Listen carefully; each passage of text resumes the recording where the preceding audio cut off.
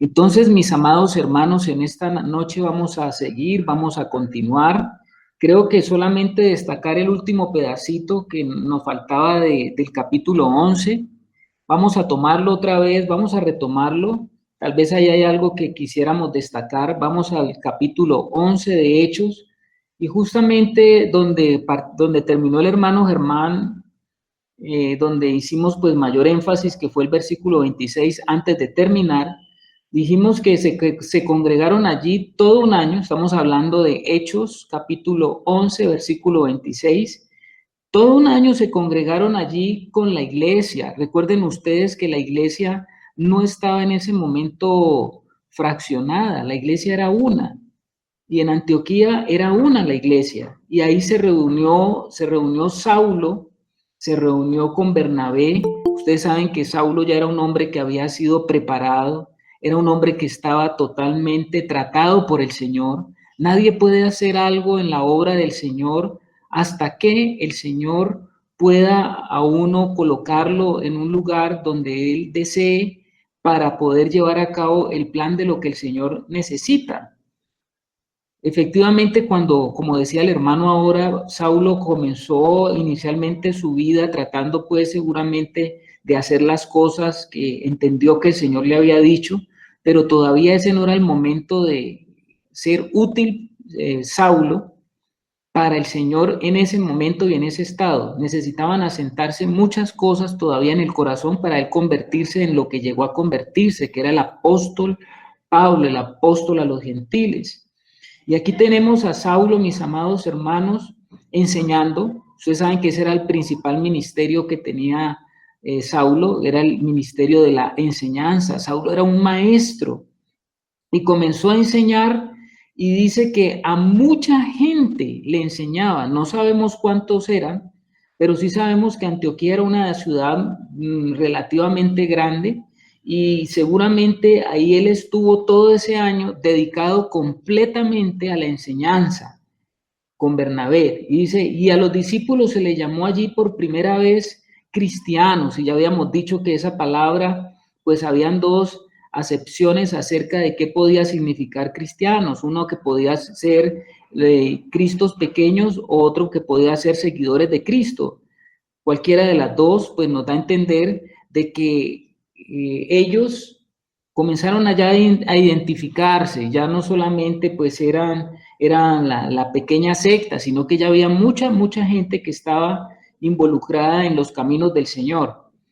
Y seguimos al versículo 27, dice que en aquellos días unos profetas descendieron de Jerusalén a Antioquía.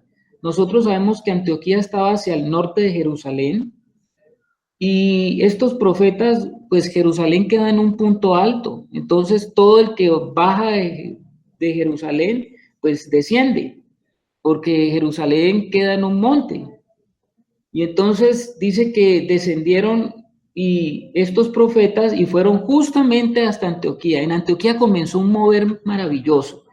En mi opinión era como un avivamiento que estaba ocurriendo, era algo especial, y de todas maneras comenzó a manifestarse el Señor también, y comenzó el Señor a mostrar todas las facetas que debían de ir complementándose en la iglesia, en su casa. Y parece que allá llegaron, como dice la escritura, fueron unos profetas. Aquí vale la pena, hermano, que nosotros, me parece importante destacar algo, porque dice que había uno de ellos que se llamaba Ágabo, el cual daba a entender por el Espíritu que vendría un gran hambre en toda la tierra habitada, la cual sucedió en tiempo de Claudio, pues Claudio en ese momento pues era el César, y parece que esta hambruna lo habían dicho estos profetas. Hay una pregunta que se ha hecho generalmente acerca justamente del ministerio profético, y ese ministerio profético que tenemos en nuestros días. Aquí yo quisiera de pronto preguntar a los hermanos, ¿Cuál es el pensamiento, la idea que tenemos acerca de ese ministerio profético que hay hoy en día dentro de la casa de Dios?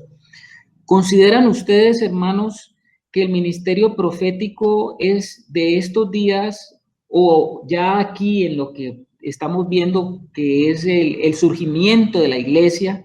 ¿Ese ministerio profético es igual al ministerio profético antiguo testamentario? ¿Es lo mismo? ¿Qué piensan? Yo hoy quiero dejar el micrófono abierto porque sé que hay mucho de eso en este tiempo, donde se levantan algunos hombres que dicen o que están en ese ministerio profético y se utiliza mucho como en el antiguo pacto de así dice el Señor. Así se levantan muchos hombres o mujeres también que están involucradas dentro de ese ministerio profético. Entonces no sé si los hermanos consideran que ese ministerio profético que puede existir hoy es igual al del antiguo pacto. Escucho entonces comentarios. ¿Quién quiere comentar?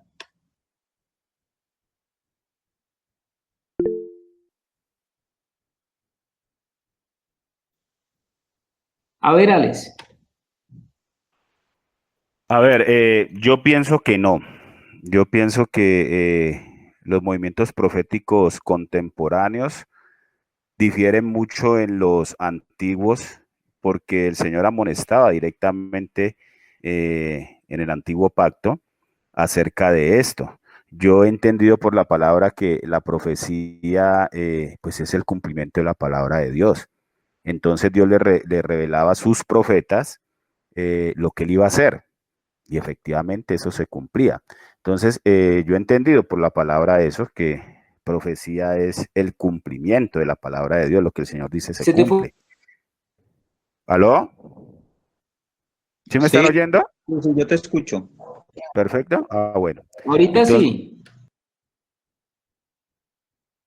está diciendo eso, que por la palabra he entendido eso, de que la profecía consiste en el cumplimiento de la palabra de Dios. Entonces estos hombres eran muy pegados, los profetas, pues los que conocemos como profetas, porque el Señor también amonestó de muchos falsos profetas en la antigüedad. Estos profetas como Isaías, pues como los que el Señor nos ha mostrado, Isaías, Elías, hablaban era lo que el Señor les decía y efectivamente eso se cumplía. Si vemos los profetas modernos, estos hablan cosas que no, en nosotros ha sido reveladas por el Señor que son mentiras, o sea, tergiversando la palabra. Entonces, no hay comparación de, pues lo veo yo así, en el ministerio profético antiguo o incluso este que se estaba formando en el Nuevo Testamento, que tomaba mucho de los tiempos recientes, o sea, de lo que había sucedido. Pienso que con el paso de estos siglos se han levantado esos profetas falsos que hablan lo que el Señor no está diciendo. Ok, gracias, hermano Alex. A ver, el hermano Germán. Gracias, Carlitos. Pues realmente es una situación donde pues el que quiere ver lo que el Señor le muestra, pues como dijo el Señor Jesucristo, el que quiera hacer la voluntad de Dios sabrá si la doctrina es de Dios. Entonces, ¿cuál fue mi experiencia dentro del mover anterior? Era ver una cantidad un movimiento de una cantidad de profetas y profetas, y uno veía unos hombres y mujeres, bueno, igual el género no tiene nada que ver. Uno veía una cantidad de personas donde pues era un profeta de Dios, era un profeta de Dios, y en algunas ocasiones pues vi su proceder, y yo veía que la manera de moverse dentro de la congregación era como ir a adivinarle el futuro a una persona, ¿no? Y a decirle esto, y muchos de los que estaban ahí también del mismo pueblo de Dios era como con esa inquietud, que me diga a mí, que me diga a mí. Entonces a mí me inquietaba mucho eso, porque yo decía, yo no creo que esta sea la profecía de la que el Señor habla. La misma palabra dice que la palabra profética más segura es ella misma, la palabra de Dios. Entonces, esa profecía de la que el Señor hablaba en el Antiguo Testamento con tanta claridad, era un cumplimiento que iba a venir absoluto en Cristo. Y sí, hay determinados momentos donde el Señor traerá dirección para determinadas situaciones, pero ese no es el fin. Incluso por allá en Apocalipsis dice que que el propósito de la profecía es el testimonio de Cristo. Si a mí las cosas, la dirección que el Señor me da, no me lleva a eso, a la formación de Cristo en mí, pues yo dudo mucho que eso venga de parte del Señor. Entonces, esa ha sido como la visión mía. Incluso el Señor de una manera muy clara denuncia esto por allá en Jeremías, ¿no? Gracias.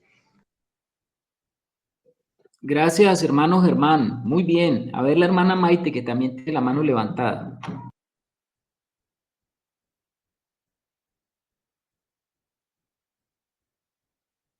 Maite, no te escuchamos.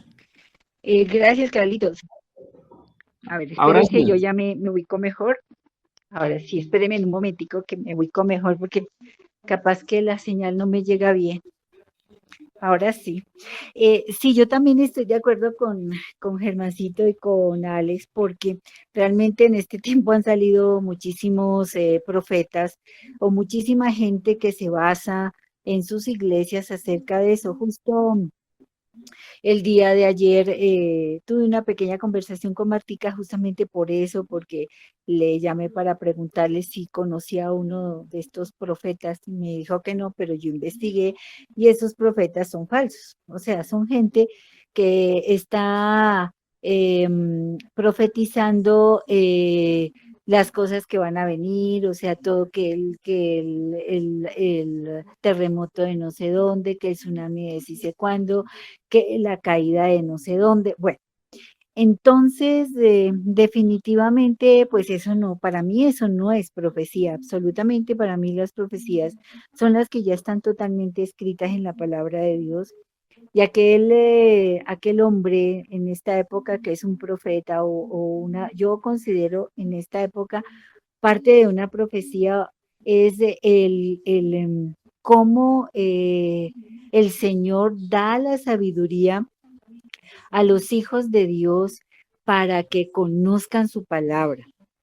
Porque a medida que se va investigando, el Señor pone en el corazón de los hombres, en la mente y en el corazón, fuera de un don que tengan sobre la palabra, también ellos a través de esa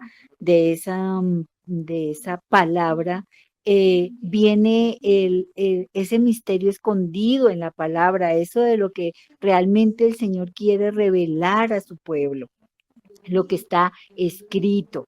Entonces, pues no todo el mundo podemos ver eso, pero sí hay hermanos como tú, Carlitos, como tú, como Martica, igual otros hermanos que yo considero ya que ellos están viendo. Entonces, eso para mí es parte de una profecía. ¿Ya? De cómo la persona al estudiar la palabra, Dios en su infinita misericordia y con su espíritu da la revelación de eso. Entonces, realmente para esta época yo tampoco no considero que hay ese tipo de profetas falsos que andan predicando lo que no deben. Definitivamente, yo también considero y estoy de acuerdo con lo que indica Alex y Germancito. Eso es mi opinión, Carlitos. Gracias, Maite. No sé si algún hermano también quiere hacer algún comentario acerca de lo que estamos hablando, porque en virtud de que hoy en día, pues cuando tú vas al internet, a la red y ves en videos en YouTube, aparecen tantos profetas, como lo estaba diciendo ahora la hermana María Teresa. Es más, hay hasta congregaciones que se han levantado, es con base en un énfasis a ese ministerio que le llaman profético, que es un ministerio que a veces parece es como un consultorio de adivinación donde van a usted y están esperando para que va la gente y está ansiosa de conocer el futuro, que le digan, que le muestren qué es lo que viene. Y hay una congregación muy fuerte en ese sentido que tiene una cantidad de personas como ustedes no se pueden imaginar. Es una mega congregación y uno diría, bueno, ¿y por qué la gente está tan atenta? Y pues si nosotros sabemos que cuando usted le tiene esa necesidad de conocer el futuro, pues va allá la gente y parece que allá le hablan de lo que le va a suceder y todo eso. Levantó la mano el hermano Germán y después Alex. Primero Alex, mi hermano. Vale, Germancillo, que yo estaba pensando lo mismo. Me dan la palabra a mí, se la cedo a mi hermano. Hágale usted primero, Germancho. Bueno, yo les quiero compartir aquí 3 versículos que siempre me han inquietado con respecto a eso en Jeremías. En Jeremías 23:16 dice: Así ha dicho Jehová de los ejércitos: No escuchéis las palabras de los profetas que os profetizan, os alimentan con vanas esperanzas, hablan visión de su propio corazón, no de la boca de Jehová. Dicen atrevidamente a los que me irritan: Jehová dijo, paz tendréis, y a cualquiera que anda tras la obstinación de su corazón, dicen, no vendrá mal sobre vosotros. Porque ¿quién estuvo en el secreto de Jehová y vio y oyó su palabra? ¿Quién estuvo atento a su palabra y la oyó? Entonces es como el Señor diciéndole, mire, estos falsos profetas le dicen a la gente lo que la gente quiere escuchar, porque ellos andan buscando lo que su malvado corazón quiere, y estos hombres pues les van a decir lo que ellos quieren decir, pero realmente el profeta que habla de parte mía es el que ha estado en lo secreto conmigo. Eso es lo que yo interpreto, mis hermanos. Me parece que ahí habla de una manera muy clara el Señor. Gracias.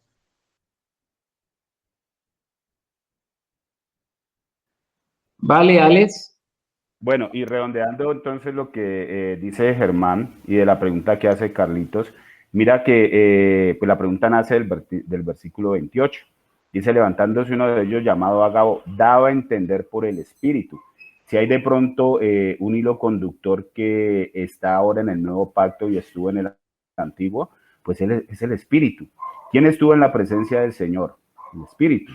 O sea que lo que estos profetas hablaron en el Antiguo Testamento lo hablaron porque el Espíritu daba testimonio de las palabras que el Padre hablaba. Y aquí estamos viendo que ese Agabo daba a entender por el Espíritu. Entonces lo que ha sucedido ahora, como decía Germancillo, con los profetas modernos, es que no están ejerciendo el ministerio de la palabra a través del Espíritu.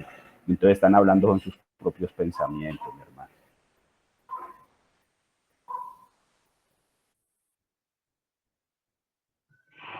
Ok, muy bien, hermano Alex. ¿Algún otro hermano quiere hacer comentarios al respecto o está bien? Porque sé que de pronto se generan algunas inquietudes. A ver, Ana Milena. Carlito, buenas noches.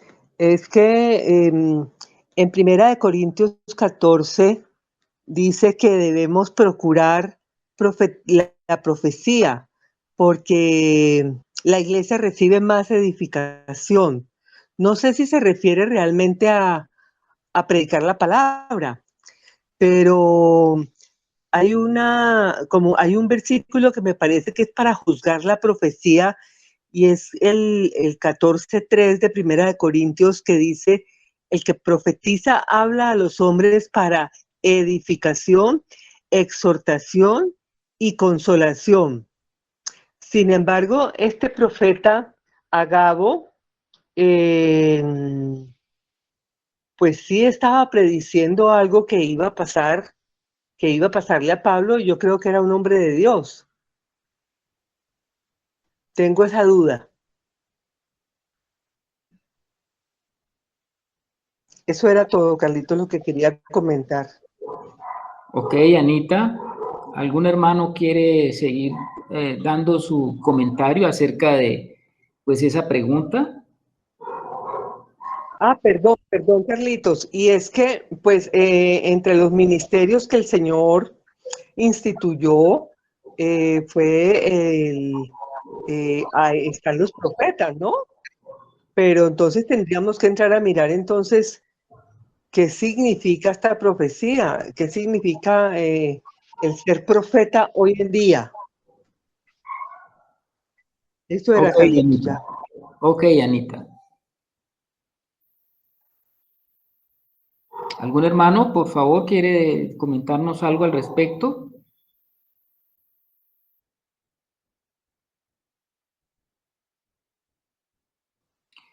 Bueno, efectivamente, como estamos viendo, todo lo que tiene que ver con la profecía, con el ministerio profético. La pregunta era si nosotros podemos encontrar que ese mismo ministerio de hoy profético es la corresponsabilidad de lo que era en el antiguo pacto ser un profeta. Y efectivamente no es lo mismo. No es lo mismo los profetas del antiguo pacto al ministerio profético del Espíritu Santo que fue entregado por el Señor Jesús a la iglesia. Nosotros sabemos que los profetas en el antiguo pacto tenían una misión muy específica, porque todos esos profetas que hay en el antiguo pacto hablaban, como lo decíamos ahora, directamente así ha dicho el Señor. Y ese así ha dicho el Señor era porque ellos tenían una misión directa, porque eran la voz de Dios, en medio de su pueblo. Los profetas del antiguo pacto eran profetas que estaban viendo no solamente las cosas futurísticas, sino que el ministerio profético, aunque a veces decían cosas que iban a pasar a Israel, obviamente, pero estaban muy relacionadas con aquella capacidad que tenía Dios de darles a ellos su palabra para mantener al pueblo de Israel dentro de la línea. Ellos tenían que mantener el orden dentro del pueblo de Dios, y ellos siempre estaban viendo el comportamiento del pueblo de Dios frente al Señor, porque era el pueblo escogido, era el pueblo que había sido seleccionado para llevar a cabo los propósitos de Dios, y ellos no podían salirse de esa línea. Como pueblo de Dios, entonces, cuando ellos cumplían, recibían las bendiciones de Dios, pero los profetas también denunciaban cuando ellos estaban apartando de los caminos del Señor y que iban a ser disciplinados por el Señor. Entonces los profetas del antiguo pacto tenían una misión muy importante, muy fundamental de guías dentro del pueblo. Nosotros sabemos que el ministerio profético, a la manera del antiguo pacto, pues tuvo un final.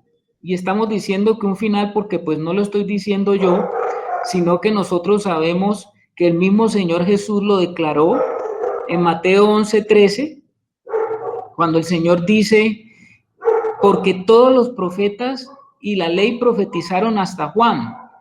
Porque si había algo importante adicional de lo que estamos diciendo del antiguo pacto, era de los profetas del antiguo pacto, es que todo lo que ellos profetizaban, lo que ellos hablaban para el pueblo, tenía como misión también mostrar lo que era el Mesías, mostrar a Cristo, mostrar el deseo de lo que tenía el Señor de establecer en su pueblo y de mostrarles a ellos la revelación de lo que iba a ser más adelante con la venida de su Hijo.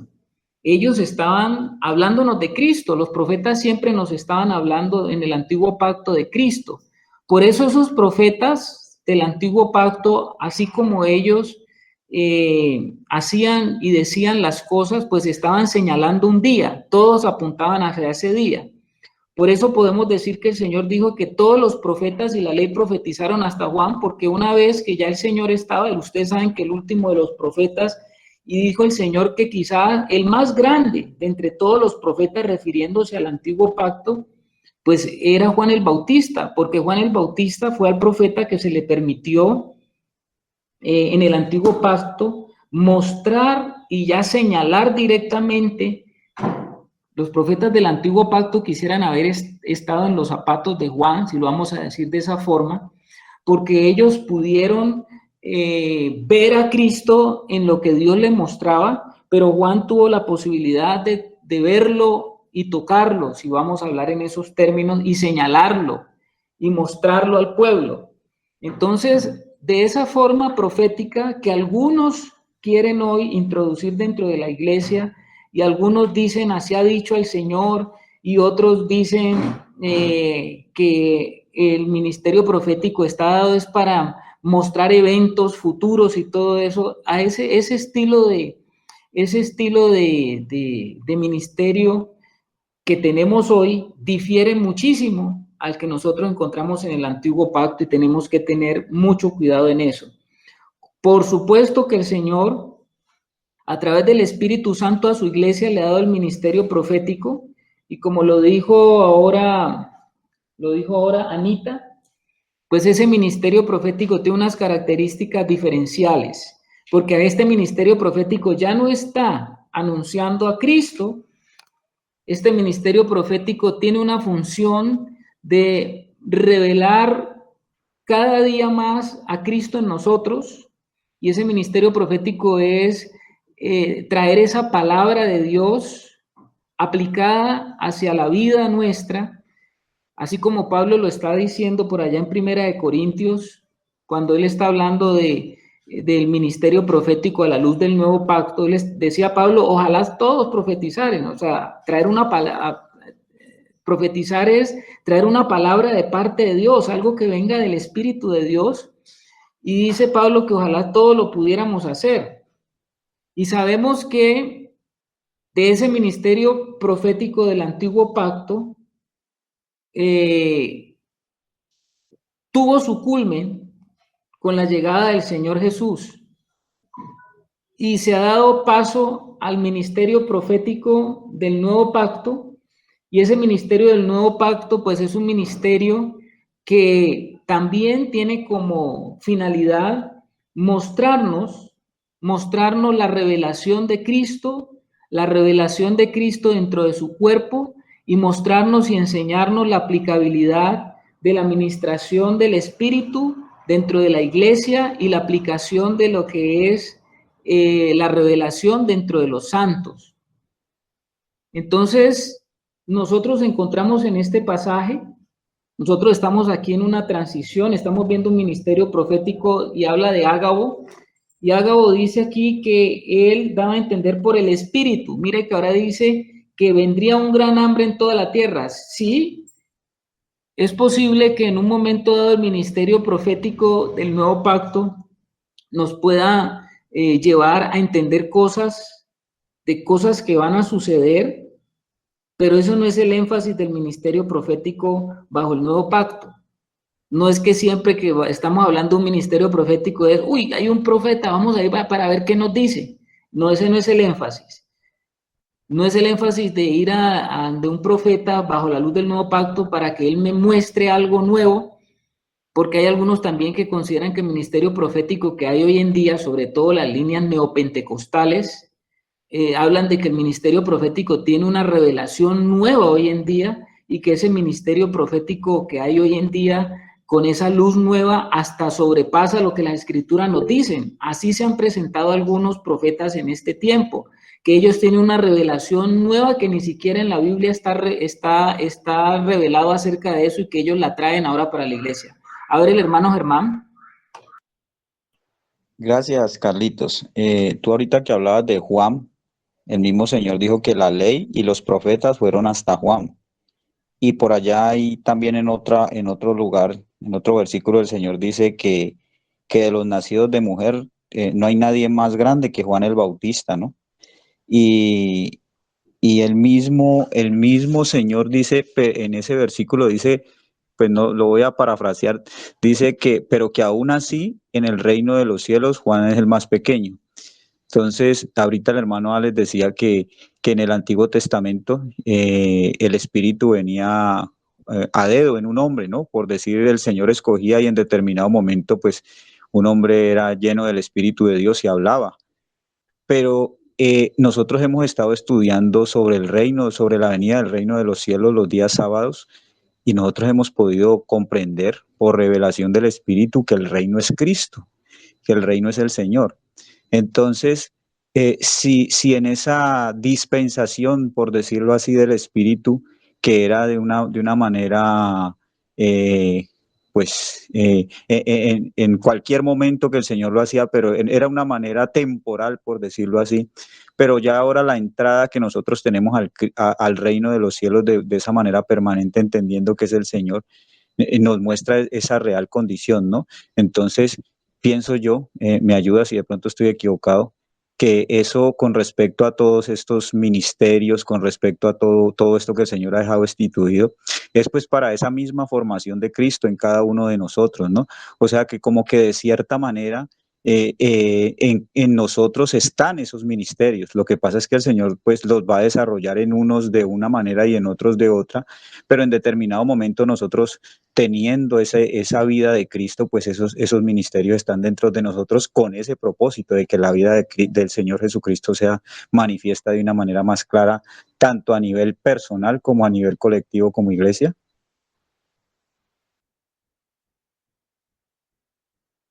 Sí, mi hermano, sí, ese es como tú estás diciendo. A ver el hermano Alex, que también levanta la mano.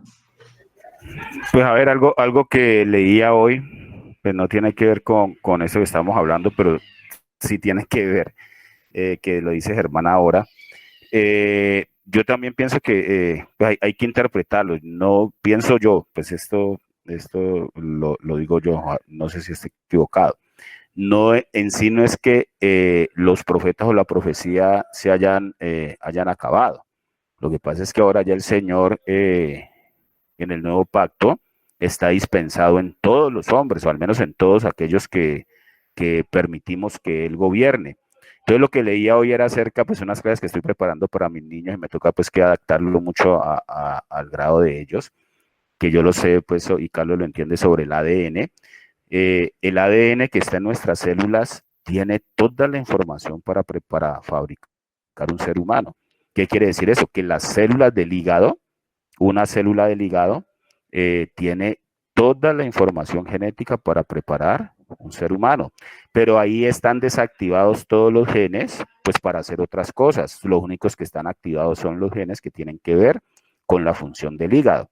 Así sucede con los del cabello, con los de la piel. Las células de la piel tienen toda la información para poder fabricar un ser humano, pero ahí no están activados sino los genes que tienen que cumplir con la función de piel. Entonces, si el Señor comparaba el cuerpo o compara el cuerpo como un organismo vivo, y esa es la iglesia reflejada en él, pues todos tendríamos, como dice Germán, esa potencia, por así, de desarrollar esos ministerios, pero el Señor va a permitir que en la posición en que estemos cada uno conforme al grado de fe que nos ha dado, pues se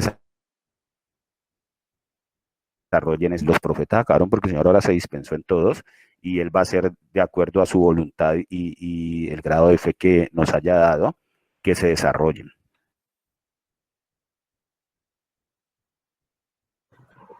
Gracias, Alex.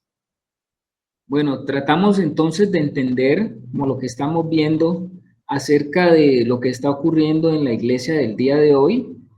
Y bueno, aquí el Espíritu Santo estaba mostrando un acontecimiento ágabo de algo que iba a suceder y que efectivamente ocurrió.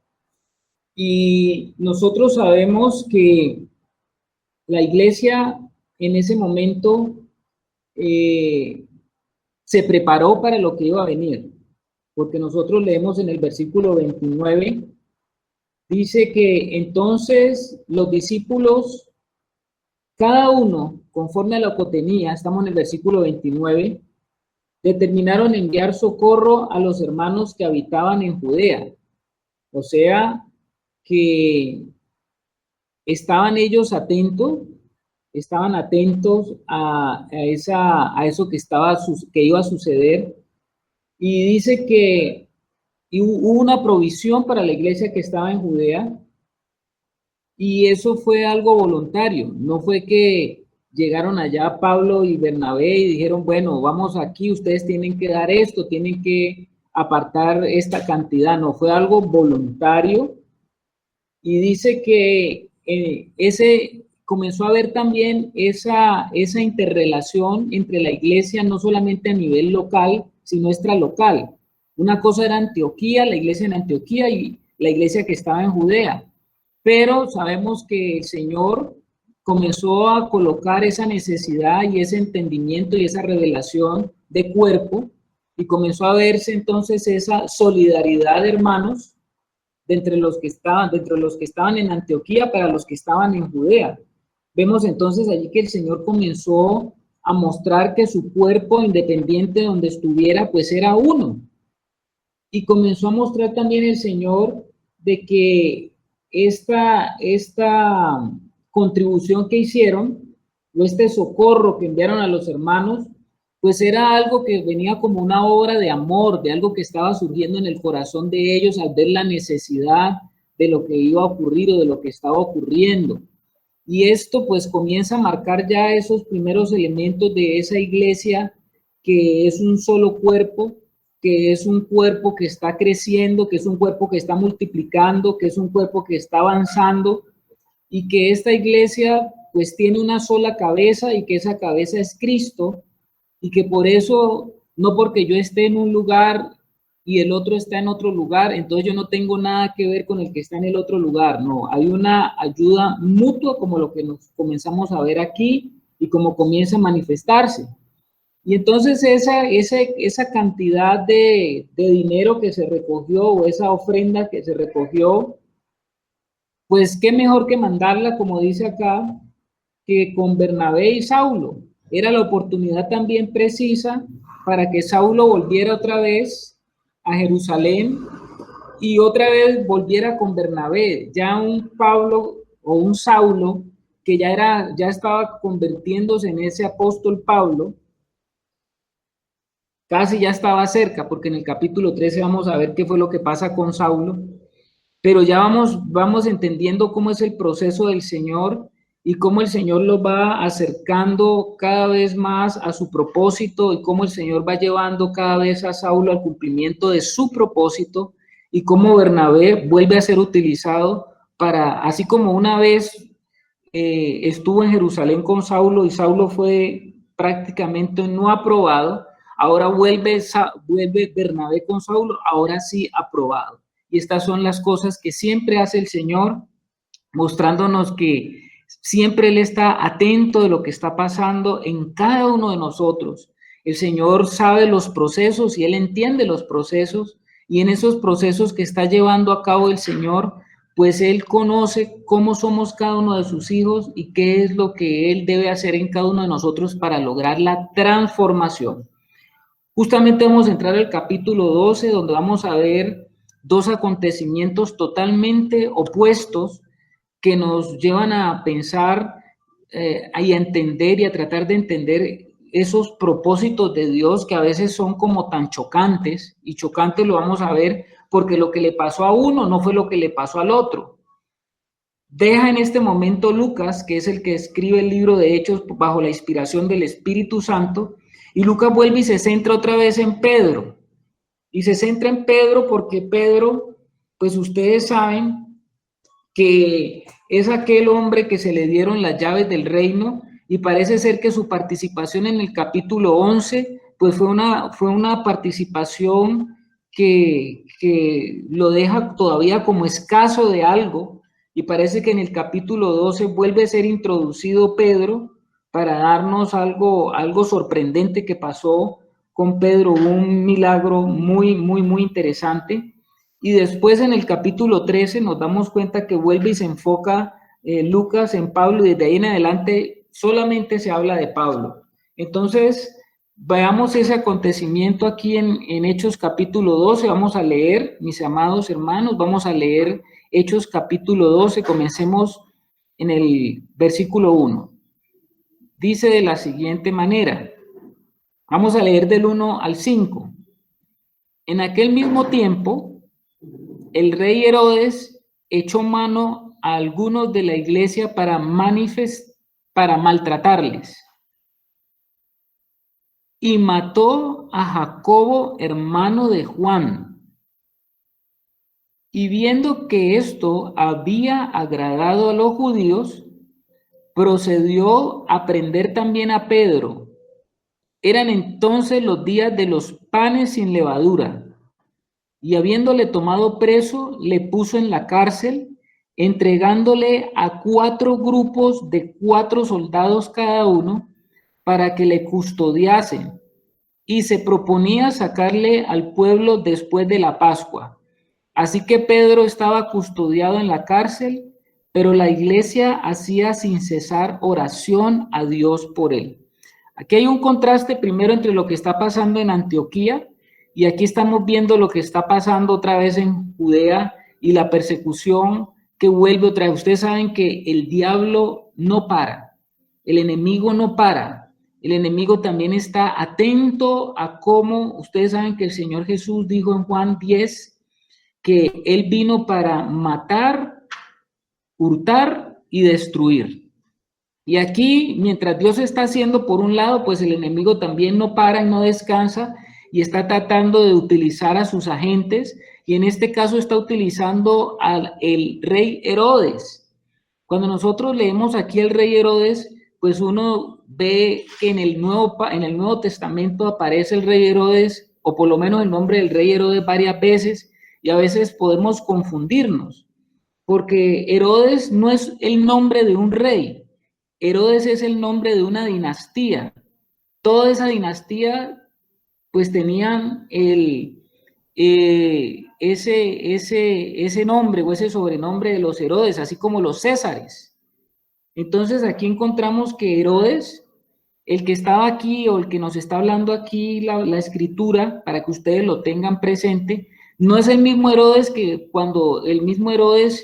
que estuvo cuando los Reyes Magos vinieron, porque ustedes saben que los Reyes Magos vinieron de Oriente, y ellos encontraron a un Herodes. Ese Herodes que encontraron en tiempos del que Jesús era niño, pues era el rey Herodes, se le llamaba Herodes el Grande. Y Herodes el Grande, pues era un rey tirano. Él tuvo muchos hijos, pero durante su reinado, él tuvo 4 hijos, que justamente Lucas, a la muerte de ese Herodes el Grande, le sucedieron esos 4 hijos. En Lucas 3 uno puede ver los nombres de esos 4 hijos. Y uno de esos hijos de él, pues estaba en tiempos de Jesús, y nosotros sabemos que el que estaba en tiempos de Jesús, ya Jesús adulto, porque Herodes el Grande murió y le sucedió uno de sus hijos, y ese Herodes se le llamó Herodes el Tetrarca. Y ese Herodes el Tetrarca, mire que usted en Hechos 13, el capítulo 1, se habla de ese Herodes el Tetrarca. Y ese Herodes el Tetrarca era el que ya estaba en tiempos de Jesús, en el ministerio de Jesús, y ese fue el que denunciaba a Juan. Herodes el Tetrarca era el mismo Herodes Antipas, y era el que Juan denunciaba porque él se había casado con la esposa de un hermano, de uno de los hermanos que también hacían parte de esa dinastía. Entonces, Antipas era el Herodes que estaba en tiempo del Señor Jesús. Pero aquí en este nuevo capítulo que estamos viendo, ya no estaba Antipas, sino que era el Herodes Agripa, que era nieto de Herodes el Grande. Era un nieto. Y este chico se había criado por allá también en Roma, y había llegado a tener también ahora dominio sobre el pueblo, y estaba en tiempos de los apóstoles ya, y en este inicio de la iglesia, era el que estaba en este momento bajo el mando, y pues Satanás estaba obrando a través de él, y comenzó, dice, que echar mano a algunos de la iglesia para maltratarles. Sabía él de alguna manera que cuando él hacía esto, era muy bien visto por los judíos, y estas eran movidas políticas más que movidas religiosas. Ustedes saben que los cristianos tuvieron persecución religiosa por parte de los grandes del Sanedrín, pero ahora la persecución no solamente venía de los grandes del Sanedrín, sino que ahora la persecución venía por parte de lo que era digamos que la parte política. Es que comenzaron a hacer la persecución, mientras que lo uno era por parte religiosa, ahora era por movidas y fichas políticas para ganar más partidarios. Y dice que este rey Herodes, que también era terrible, echó mano a algunos de la iglesia para maltratarles. Y uno diría, pero ¿por qué va a maltratar un rey a unos personajes que no le estaban haciendo ningún daño a él. Por eso les digo que era una movida política, y como era una movida política, él necesitaba tener más adeptos judíos para él mantenerse en el poder. Y dice en el versículo 2 que mató a espada a Jacobo, hermano de Juan. ¡Wow! Mató a Jacobo. Mató a uno de los apóstoles. Jacobo es el primer mártir de los apóstoles. Ya nosotros habíamos visto el primer mártir creyente, que fue Esteban, pero ahora el primer mártir de los apóstoles fue Jacobo. Ustedes saben que Jacobo era uno de los 3 del círculo íntimo del Señor Jesús, porque del círculo íntimo del Señor Jesús estaba Pedro, Juan y Jacobo. Y vemos ahora que este Herodes mató a espada a Jacobo. Cuando uno va a buscar un poquito en la historia, uno piensa que este matar a espada era que lo atravesaban con una espada. No, este matar a espada estaba más relacionado con el ser decapitado por la espada. Entonces, digamos que Jacobo, el primer mártir, murió decapitado. Digamos que esto para la iglesia fue algo tremendo.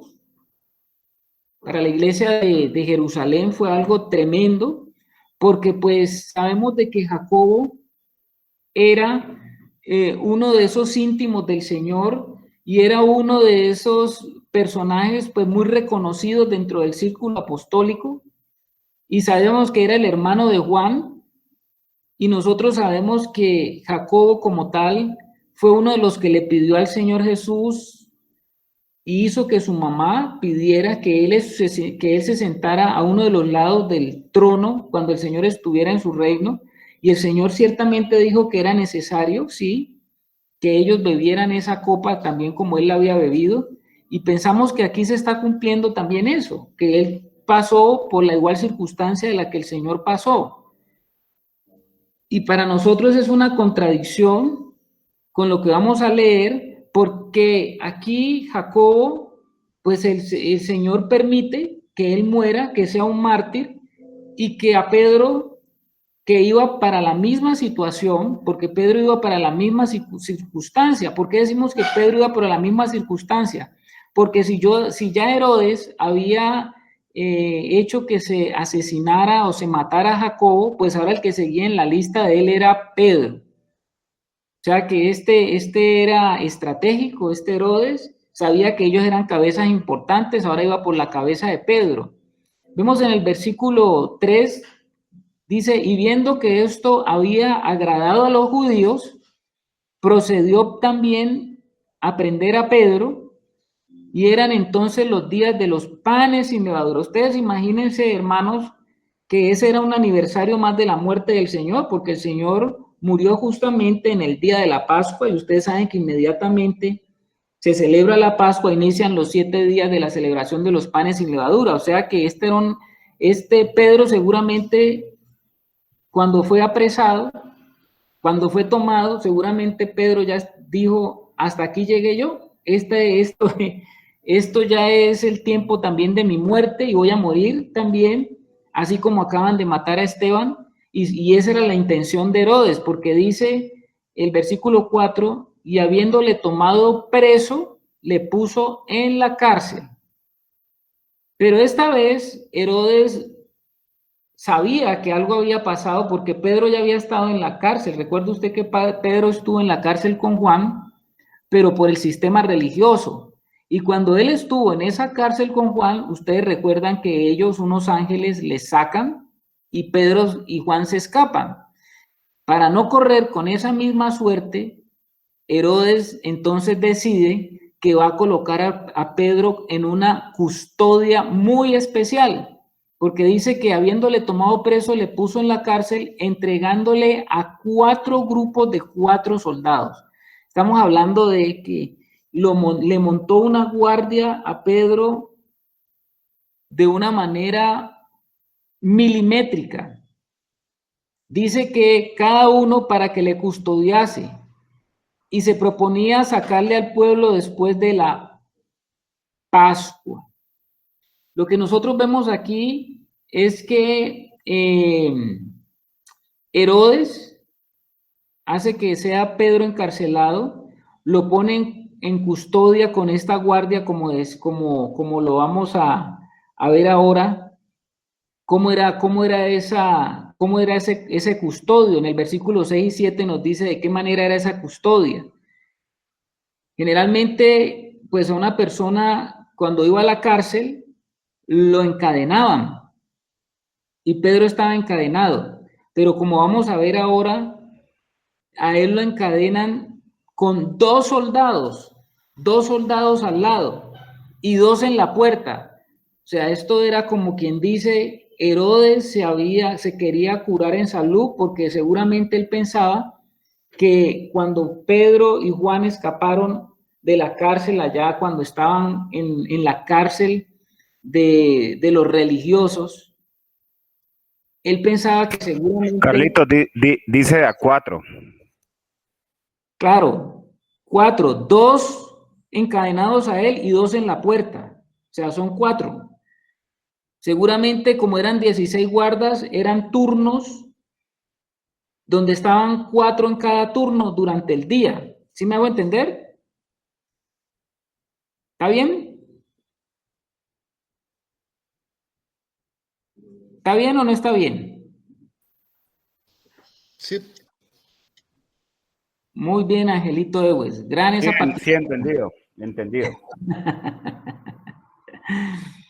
Le tenían a él, le amarraron, o sea, dos soldados se encadenaban con Pedro todo el día. Imagínense usted estar ahí, uno con 2 personajes encadenados en una celda, y 2 estaban afuera custodiando la cárcel.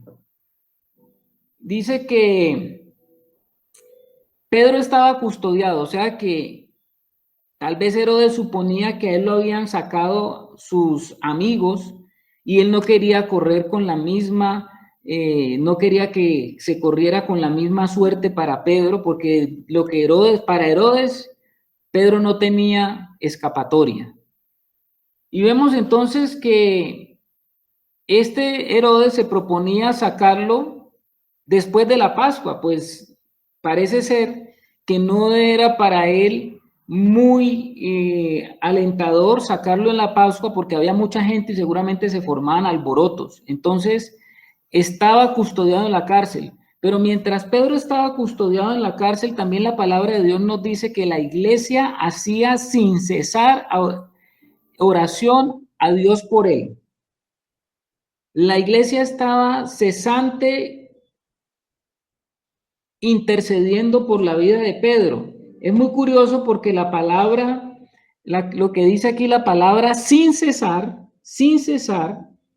es la misma palabra que usó Lucas para hablar de la oración de Jesús en el huerto, cuando Jesús estaba orando y que estaba haciendo ese tipo de oración. La misma palabra del griego se utiliza aquí para decir que la iglesia estaba en ese mismo tipo de oración. Y esa palabra sin cesar en el griego significa de una manera agonizante. Esa palabra sin cesar significa de una manera agonizante.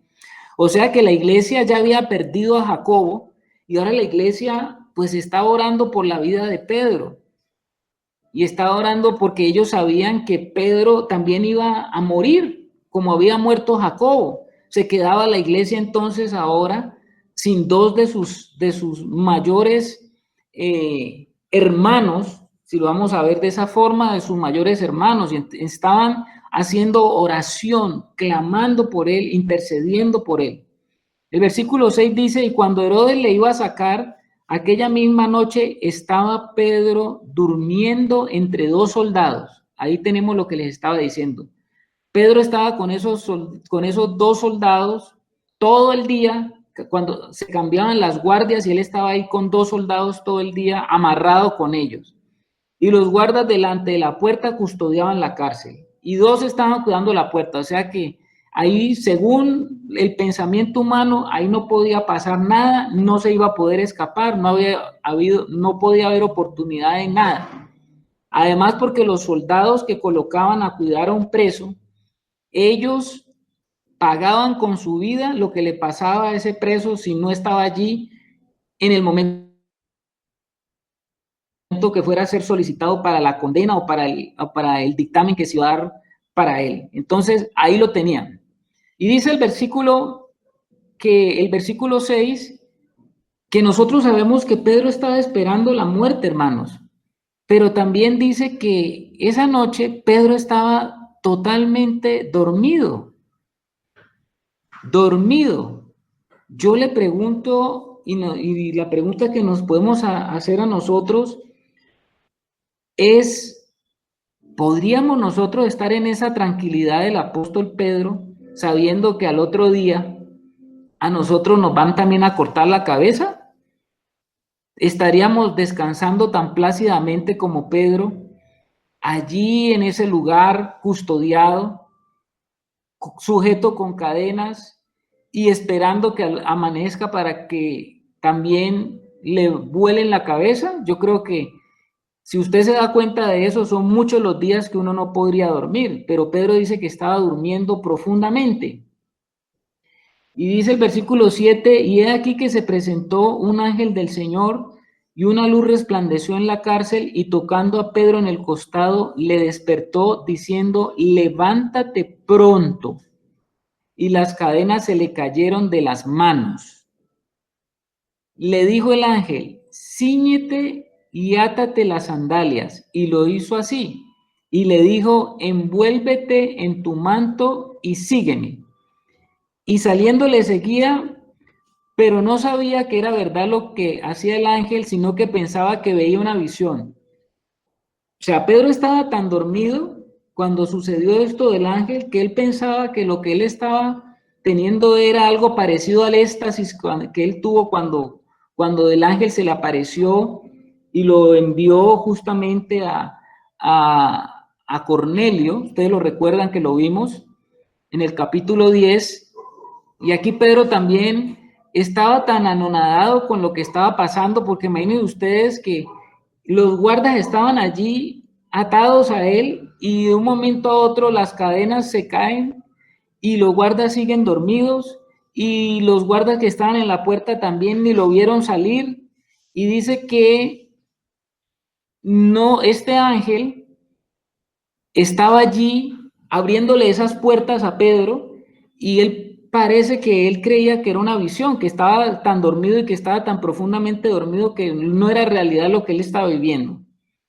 Dice el versículo 10, habiendo pasado la primera y la segunda guardia, imagínese usted, la primera y la segunda guardia, llegaron a la puerta de hierro que daba a la ciudad, la cual se les abrió por sí misma, y salidos pasaron una calle y luego el ángel se apartó de él. Entonces Pedro, volviéndose en sí, dijo, ahora entiendo verdaderamente que el Señor ha enviado su ángel y me ha librado de la mano de Herodes y de todo lo que el pueblo de los judíos esperaba. Mire usted, por eso le digo que este pasaje es contrastante. ¿Por qué es contrastante?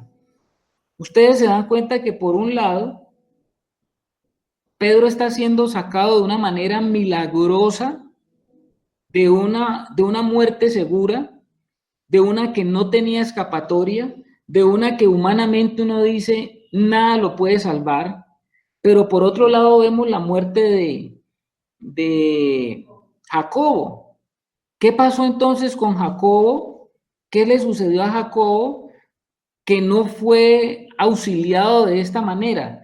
Micrófono abierto para ver qué piensan ustedes, hermanos. ¿Será que el Señor le falló a Jacobo o Jacobo le falló al Señor? ¿Por qué Jacobo no fue salvado como fue salvado Pedro? ¿Y por qué Pedro sí fue salvado de esta manera tan fantástica como lo vemos aquí? ¿Qué piensan los hermanos acerca de eso? Entonces, hermanos, ¿quién levanta la mano? ¿Quién quiere hacer algún comentario?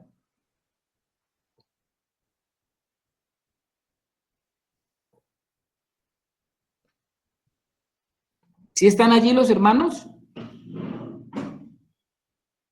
Estamos, Carlitos. ¿Algún comentario? Pues no sé si primero iba a hablar Angelito, creo. Sí, claro, Angelito. Micrófono No, yo abierto. solo Sí, aquí estoy. A ver, hermanito.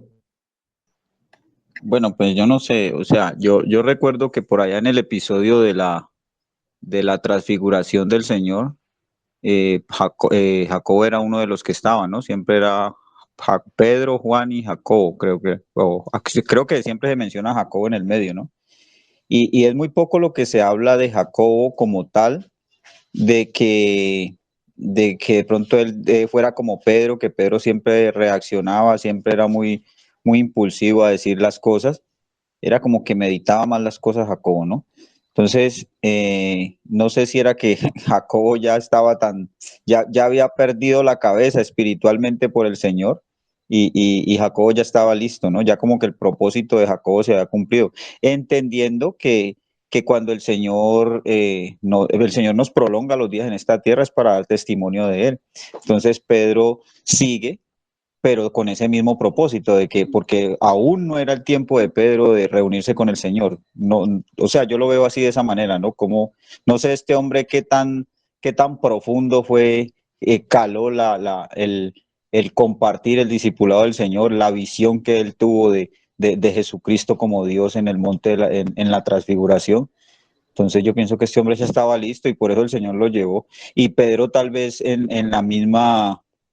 ese mismo reposo del Señor confiado, porque ahí vemos un detalle, ¿no? Ahí dice que Herodes lo tenía listo para entregarlo en la Pascua. Entonces, como que era, yo pienso que Pedro también estaba como meditando en todo eso. Bueno, Señor, ¿será que me va a tocar igual que usted, que fue también dentro del mismo contexto de la Pascua y todo? Entonces era esa misma confianza.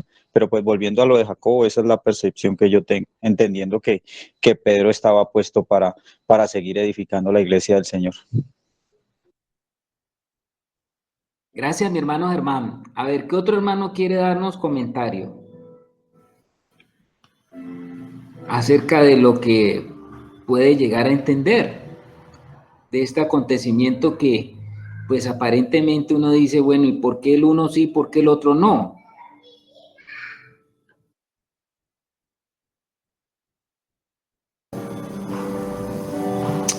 ¿Qué dice? ¿Quién levantó la mano?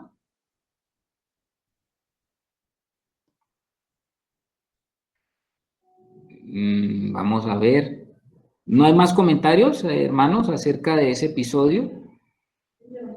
Aquí mi esposita va a hacernos un comentario, porque esto nos pasa en la vida práctica. Buenas noches, mis hermanos. Yo pienso que, o mejor, sí, yo pienso que fue por el evento de aquel cuando ellos quisieron estar a un lado, a la diestra y a la izquierda del Señor cuando Él estuviese en su gloria. Ese era como un deseo. No sé si sería este Jacobo o este Santiago el que le hizo esa propuesta a su mamá. Sí, sí fue. ¿Sí fue él? Bueno, mi esposo me dice que ¿O fue él. Juan? Pero entonces eso es lo que yo quiero saber, si fue él o fue Juan. Fueron los dos. Yo creo que está relacionado con eso, por lo que el Señor le dice. O sea, ustedes pueden estar conmigo si beben de mi copa. Y yo no sé si fue el primero que contestó, beberemos de tu copa. O sea, y eso es lo que está pasando aquí. Justamente es como el Señor dándonos a entender en la vida de Jacobo que tenemos que beber de su copa, de la copa de la aflicción, de lo que si queremos estar con Él en su reino, en su gloria, pues necesitamos también beber de la copa de la aflicción del Señor. Todos tenemos que pasar por ahí. Ahora, este Jacobo, uno dice, bueno, el Señor, él no hizo mucho en su ministerio porque al poco tiempo lo decapitaron. Y fíjense que le cortaron fue la cabeza. ¿Qué busca siempre el Señor eh, con nosotros? Pues obviamente es que la única cabeza visible pues sea el Señor. Pienso que Jacobo cumplió su ministerio, hermano.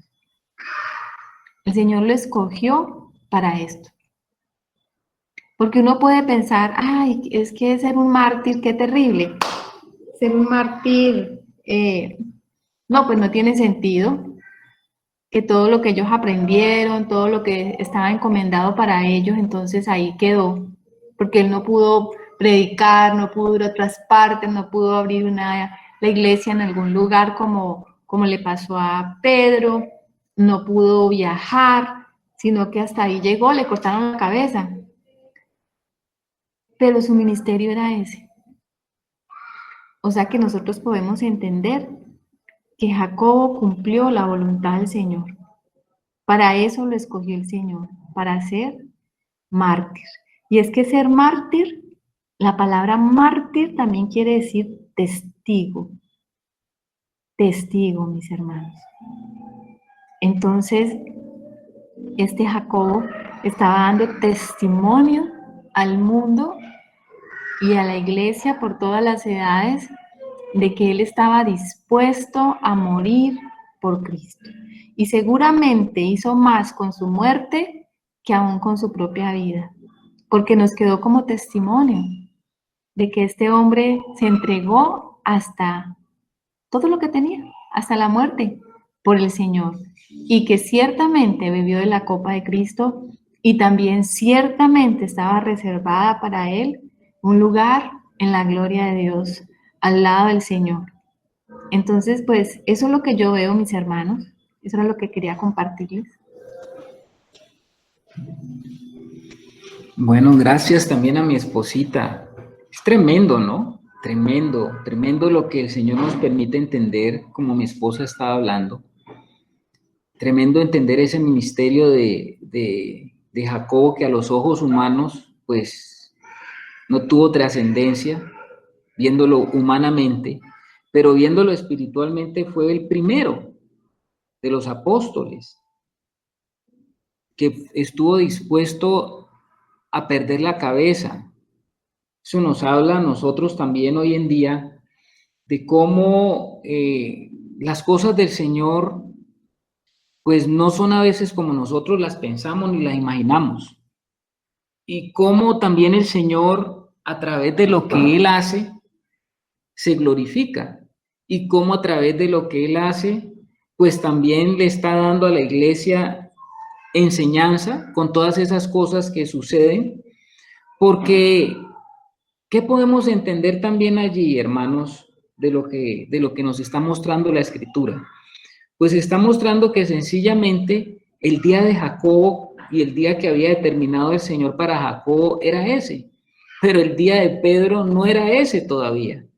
Y por más de que todo estaba orquestado para que el día de Pedro fuera el día que quería Herodes, pues así Herodes pensaba que ese era el día de Pedro, pues por encima de Herodes está el Señor.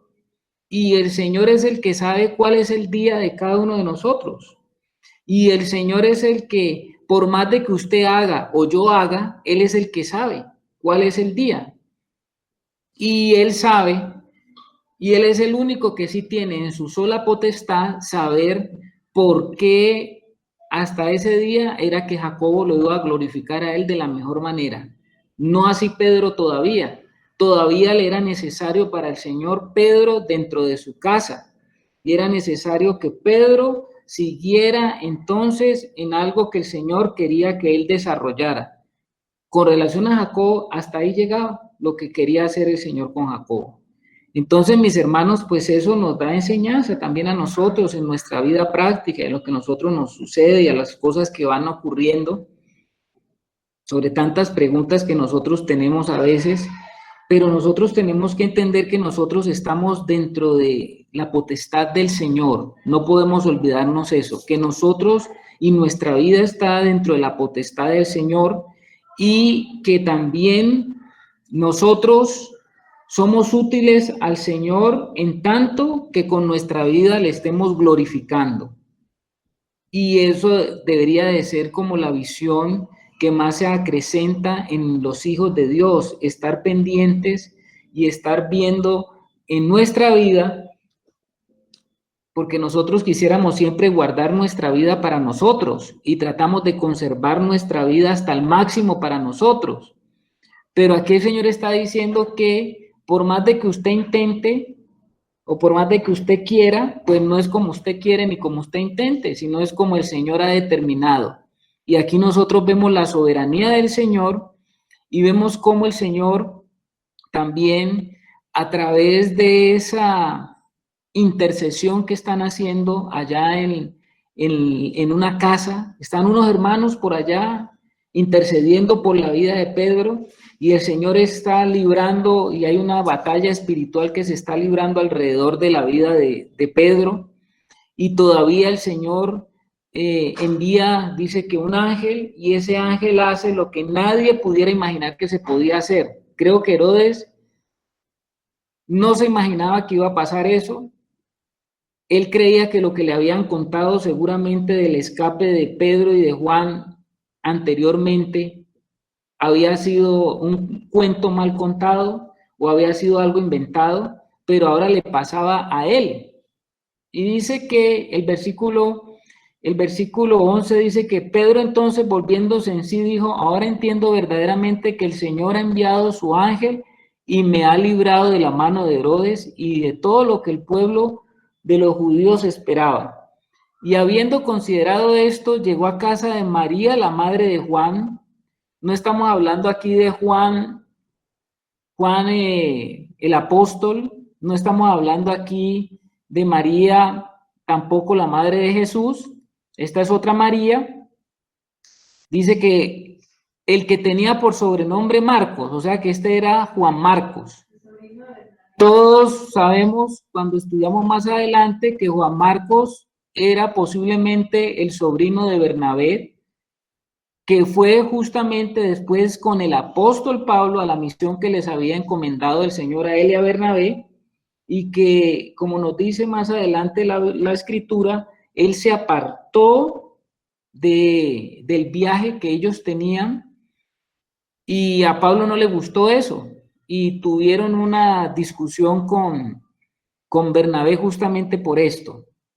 Pero aquí en este momento, pues él está, Juan Marcos, sabemos que tiene como mamá a esta María, y dice que en ese momento estaban todos reunidos orando, quizás estaban orando porque el Señor recibiera a Pedro en su paraíso. ¿Por qué? Porque dice que cuando llamó Pedro a la puerta del patio, en el versículo 13, salió a escuchar una muchacha llamada Rode. Mientras todos estaban orando, había una chica que se llamaba Rode y oyó que tocaban la puerta, y cuando, pues en ese entonces no se abría la puerta así como uno la abre, sino que uno preguntaba antes: ¿quién llama a la puerta? ¿Quién es? Y Pedro dijo: soy yo, Pedro.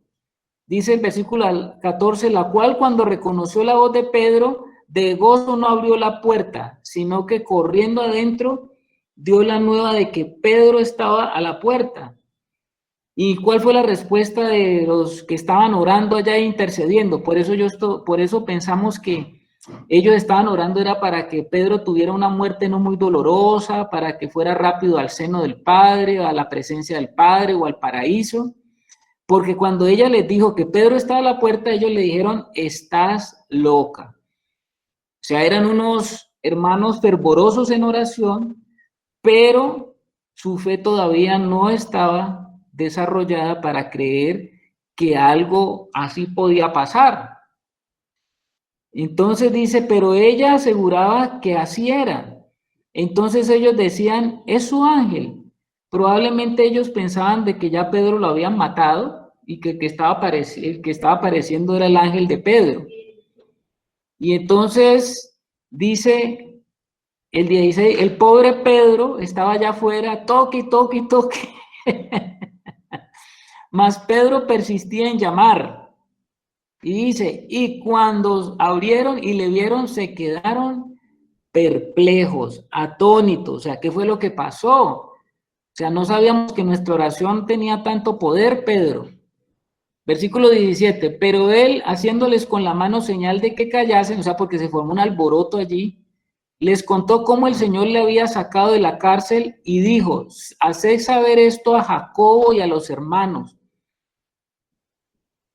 Y salió y se fue a otro lugar.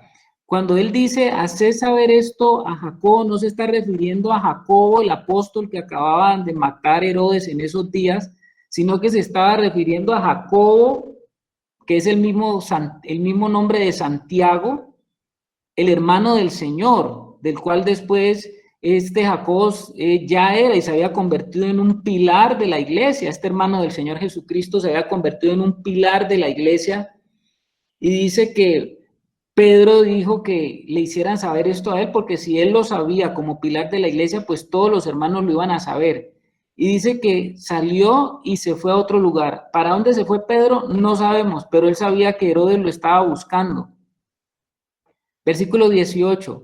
Luego que fue de día, hubo no poco alboroto entre los soldados sobre qué había sido de Pedro. Imaginen ustedes los pobres soldados que estaban cuidando a Pedro, cuando se dieron cuenta y amaneció que las cadenas estaban allí solas. ¿Y a dónde estaba Pedro? ¿Qué se hizo Pedro? Versículo 19. Mas Herodes, habiéndole buscado sin hallarle, o sea que se montó una persecución buscando seguramente de casa en casa, pero nadie sabe qué se había hecho Pedro, y interrogó a los guardas que estaban con Pedro. ¿Y qué pasó? Pues como ellos no sabían qué había pasado, pues ustedes saben que quien estaba a cargo del preso y no sabía qué había pasado, pues pagaba con su vida. Entonces dice que esos guardas fueron llevados a la muerte. Después descendió de Judea a Cesarea y se quedó allí. Está hablando de Herodes.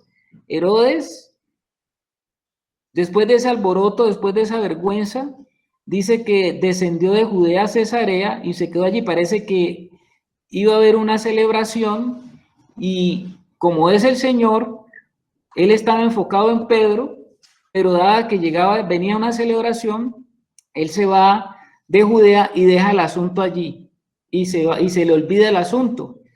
Y ya sabemos por lo que vamos a leer más adelante qué le pasa a Herodes.